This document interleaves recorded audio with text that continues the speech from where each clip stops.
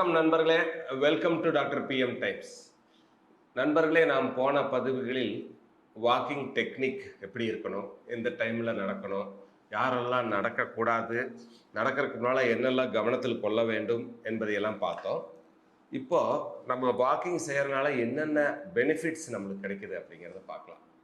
முதல்ல நம்ம எதுக்காக வாக்கிங் போகிறோம்? நம்ம மெயினாக வெயிட் குறையிறதுக்கு, டவுன் சைசிங், நாம் இளைக்க வேண்டும் என்பதற்காக வாக்கிங் போகிறோம். ஸோ வாக்கிங் செய்கிறனால முதல் பலன் நம்ம வெயிட் லாஸ். அதுதான் நம்ம எல்லாத்தோட மனதிலையும் அந்த குறிக்கோளை வச்சு தான் நடக்கிறோம். பட்டு அது எப்படி நம்ம ஆப்டிமல் வெயிட் லாஸ் அச்சீவ் பண்ணுறது, நம்ம நினைக்கிற டார்கெட்டை எப்படி ரீச் பண்ணுறது என்பதற்கு ஒரு சில சயின்டிஃபிக் இது நம்ம தெரிஞ்சு வச்சுக்கிறது தான் நல்லது. அதை அந்த கலோரிஸ் பற்றி, எவ்வளோ தூரம் நடந்தால் எவ்வளோ கலோரி லாஸ் ஆகும், எத்தனை நாள் நடக்கணும், எப்போ அந்த வெயிட் லாஸ் நம்ம பார்க்க முடியும் அப்படிங்கிற ஒரு சயின்டிஃபிக் பேக்ரவுண்ட் தெரிஞ்சுட்டு நம்ம நடந்தால் தான் நம்ம நினச்ச குறிக்கோளை அடைய முடியும்.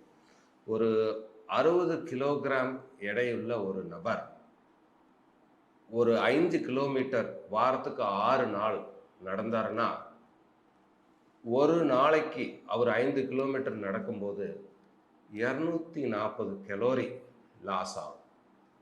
அப்போது அவர் தொடர்ந்து 6 நாள் நடந்து 30 நாள் அப்படி நடந்தார், ஒரு மாதம் நடக்கிறாருன்னு வச்சுக்கோங்க. அப்படி நடந்தால் அவர் ஏறக்குறைய 7200 கலோரி லாஸ் பண்ணுவார். ஒரு மாதத்துக்கு ஒரு 60 கிலோ எடையுள்ள நபர் ஒரு நாளைக்கு 5 கிலோமீட்டர் நடந்தால் ஒரு மாதம் கழித்து அவர் லூஸ் பண்ணுற கலோரியோட அளவு 7200 கலோரி. இந்த 7200 கலோரி இஸ் ஈக்குவல் டு ரஃப்லா 1 கிலோகிராம் வெயிட். ஸோ ஒருத்தர் இப்போது 75 கிலோகிராம் வெயிட் இருக்கிறாரு. அவர் 74 கிலோகிராம் வெயிட்டாக குறையணும்னா அவர் ஒரு மாதம் தினமும் 5 கிலோமீட்டர் தொடர்ந்து நடக்க வேண்டும். அதை விட முக்கியம், அவர் என்ன உணவு அப்போ சாப்பிட்ருக்கிறாரோ அதே தான் சாப்பிடணும். அதை விட கொஞ்சம், ஃபார் எக்ஸாம்பிள், நடந்து முடிஞ்சோன்னே எங்கள் கோவிலே மாநகரத்தில் ஒரு பழக்கம் இருக்குது. ரேஸ் கோர்ஸ்னு ஒரு பகுதி இருக்குது. அங்கே வாக்கிங் கிளப், அருமையான வாக்கிங் கிளப் இருக்குது. அந்த இடத்த சுற்றி நடந்தோடனே இந்த நண்பர்கள், அந்த வாக்கிங் கிளப் சேர்ந்தவங்களாம் உடனே பக்கத்தில் போய் ஒரு அன்னபூர்ணா காஃபி, ஒரு சாம்பார் வடை சாப்பிட்ருவாங்க. அது சாப்பிட்டா நம்ம நடந்த போது லூஸ் பண்ண 240 கலோரியை நம்ம திரும்பி எடுத்துக்கிறோம். ஸோ அதில் எந்த பிரயோஜனமும் இல்லை. ஸோ நம்ம இந்த அறிவு நம்மளுக்கு வேணும். நம்ம நடக்கிறதுனால 240 கலோரி தான் குறையுது. அதே சமயத்தில் நடந்து முடிஞ்ச உடனே நம்ம போய் அந்த இழந்த கலோரியை திருப்பி எடுத்துக்கக்கூடாது.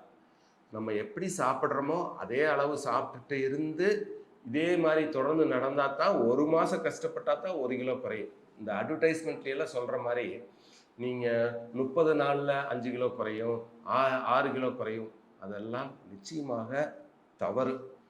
அந்த எண்ணம் வேண்டாம். நடப்பது is a continuous process. Perseverance வேணும். தொடர்ந்து நடந்தால் தான் நம்ம கஷ்டப்படத்தான் அதோட பலன் வரும். பட் ஒன்ஸ் பலன் வர ஆரம்பித்தா பல மடங்கு வர ஆரம்பிக்கும். எப்படிங்கிறது அதையும் நான் சொல்லித்தரேன். இப்போது ஒருத்தர் 60 கிலோ இருக்கிறவர் 5 கிலோமீட்டர் நடந்தாருன்னா, 30 நாள் நடந்தாருன்னா அவரோட எடை 1 கிலோ குறையுங்கிறது சொல்லியிருக்கேன். இப்போ அவரோட எடை 59 கிலோ ஆயிடுச்சு. இப்போ அவர் என்ன ஆகும், போக போக அவருக்கு ஒரு உற்சாகம் வரும். மூளைக்குள்ளே என்டார்ஃபின் சுரக்க ஆரம்பிக்கும், டோபமின் சுரக்க ஆரம்பிக்கும். அவருக்கே ஒரு உற்சாகம் வரும், உடம்புல மாற்றங்கள் வரும். பார்க்குறவங்களாம் சொல்லுவாங்க, நீங்கள் இழைச்சி போயிட்டீங்க, ஸ்மார்ட்டாக இருக்கிறீங்க, அழகாக இருக்கிறீங்க அப்படின்னு சொல்லும்போது அவருக்கு மகிழ்ச்சிகரமான ஹார்மோன் தூண்டுதல்கள் ஜாஸ்தியாகும். அவர் என்ன, ஒரு உத்வேகத்தில் உன்னையும் வேகமாக நடக்க ஆரம்பிப்பார், உன்னையும் அதிக தூரம் நடக்க ஆரம்பிப்பார். அப்போது அந்த பெனிஃபிட் உன்னையும் பன்மடங்காகும். ஸோ நம்ம உடல் எடை குறைவது எதை பொறுத்து இருக்குதுன்னா, நம்ம எவ்வளவு தூரம் நடக்கிறோம், அதை எவ்வளவு வேகமாக நடக்கிறோம், எந்த சர்ஃபேஸில் நடக்கிறோம், அது ரொம்ப முக்கியம். ட்ரெட்மில்லில் நடக்கலாமா, வேறு வழி இல்லைன்னா நடக்கலாம், தப்பில்லை. பட் ஓப்பன் ஏரில் வெளியே கை வீசி நடக்கிறது தான் நல்லது. அந்த நடக்கிறது கிராஸ் சர்ஃபேஸ்லையும் மணல் மேலேயும், புல்தர மேலேயும் மணல் மேலேயும் நடந்தால் கலோரி லாஸ் இன்னும் ஜாஸ்தியாக இருக்கும். ஈவன் சர்ஃபேஸ், காங்கிரீட் தளத்துலேயோ தாரோடு மேலேயோ நடக்கிறத விட மணல் தளங்களில், பீச்சில், கிராஸ் சர்ஃபேஸில், புல்வெளியில் நடந்தால் கலோரி லாஸ் ஜாஸ்தி ஆகும். அப்புறம் ஈவன் கிரவுண்டில் நடக்கிறத விட ஒரு ஸ்லோப்பில், ஒரு ஹில்ல ஒரு 15% ஸ்லோப்பு, கொஞ்சம் உயரமாக இன்க்ளினேஷனில் நடந்து போனோம்னா ஏறக்குறைய 3 மடங்கு அதிகமாக கலோரி லாஸாக இருக்கும். ஸோ நம்ம கிரவுண்ட் லெவலில் நடக்கிறத விட ஒரு இன்க்ளினேஷனில் நடக்கிறது ரொம்ப ரொம்ப நல்லது.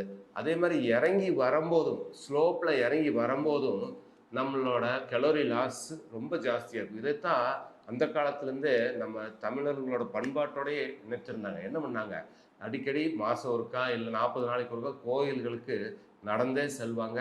அங்கே எல்லா கடவுள்களும், முக்கியமாக முருக கடவுள் வந்து மலை மேலே தான் இருப்பார். ஸோ மலை ஏறி இறங்குவாங்க. நடந்து பாத யாத்திரையாக போய் மலை ஏறி இறங்குனாங்கன்னா அதனால் வர பன்மடங்கு. இது ஒரு உதாரணத்துக்கு நான் சொல்கிறேன். ஸோ நம்ம வந்து தொடர்ந்து நடக்க வேண்டும், தினமும் நடக்க வேண்டும். ஒரு குறிப்பிட்ட தூரத்தில் ஆரம்பித்து போக போக அந்த தூரத்தை அதிகப்படுத்த வேண்டும், வேகத்தை அதிகப்படுத்த வேண்டும். அதே சமயத்தில் நம் உணவிலும் கவனம் செலுத்த வேண்டும். நாம் நடக்கிறதுக்கு முன்னால் என்ன உணவு சாப்பிட்டோமோ அதே அளவு இருந்தோம்னா வெயிட் லாஸோட இது ஜாஸ்தியாகும். உணவில் கட்டுப்பாடு பூத்தி டயட்டையும் கண்ட்ரோல் பண்ணோம்னா வெயிட் லாஸ் இன்னமும் ஜாஸ்தியாகும். ஸோ வெயிட் லாஸ்க்காக ஒரு சிலர் டயட்டிங் மட்டும் இருப்பாங்க, எக்ஸசைஸ் செய்யாமல். அதில் எந்த பிரயோஜனமும் இல்லை. டயட்டிங் பண்ணுனா வெயிட் லாஸ்க்கு, அந்த எனர்ஜிக்கு, வெயிட் லாஸ் எதனால் வரணும், நம்ம உடம்புல இருக்கிற அதிகப்படியான கொழுப்பு, படிந்துள்ள கொழுப்பு அடிப்போஸ் டிஷ்யூலேருந்து கரைஞ்சு இந்த ஃபேட்டு எனர்ஜியாக மாறும்போது அந்த வெயிட் லாஸ் கிடைக்கும். அதுக்கு நம்ம உணவையும் கட்டுப்படுத்தணும், எக்ஸசைஸையும் செய்யணும். அப்படி செஞ்சோம்னா ஃபேட்டு கரையும், வெயிட் லாஸ் நடக்கும், மசில் பில்ட் ஆகும். மசில் பில்ட் ஆனால் ஆட்டோமேட்டிக்காக கலோரி அதுக்கு யூஸ் ஆகும். ஸோ இதெல்லாம் சேர்ந்து நம்மளோட ஸ்ட்ரக்சர் மாதிரி நம்ம தேவைப்படுற அந்த ஃபிட்னஸ் நம்மளுக்கு வந்து சேரும். இதே நம்ம எக்ஸசைஸ் செய்யாமல் வெறும் டயட்டிங் மட்டும் இருந்தோம்னா அடிப்போஸ் டிஷ்யூவை நம்ம எரிக்கிறதுக்கு பதிலாக மசிலையே எரிக்க ஆரம்பிச்சிருவோம். ஸோ அவர் வந்து டயர்டாக தான் ஆவார்.